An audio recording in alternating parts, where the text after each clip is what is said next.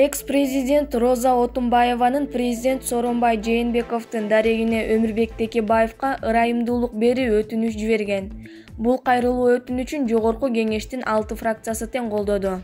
Атамекен Шыкмаматов, Өнүгүү Төрөбаев, Кыргызстан Батырбеков, Бирбол Сулайманов, Республика Ата Журт Турсугулов, СДПК Өмүркулов. Эми президент Сооронбай Жээнбеков бул кайрылууга карата өз чечимин кабыл алат.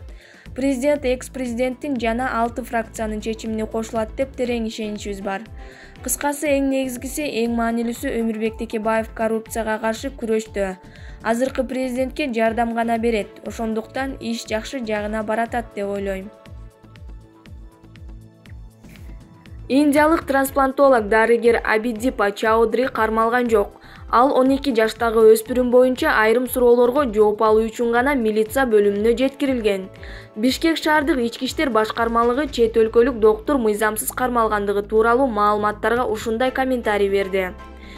Мекеменин басма сөз кызматы кабарлагандай, Борбор калаанын тургуну кайрылып, боору цирроз болгон уулуна Индиядан $38.000 операция жасатышканын, бирок абалы такыр жакшырбаганын айтып, бул үчүн дарыгерге карата чара көрүүнү өтүнгөн. Индиянын жараны шаардык милициянын тергөө кызматында өз өлкөсүнүн элчилигинин өкүлүнүн катышуусунда сурак алынып, кайра кое берилди. Тилекке каршы бала өзүнө келе албай, бүгүн ооруканада каза болуп калды деп билдирди милиция 24 декабрда. Факт боюнча териштирүү иштери уланууда.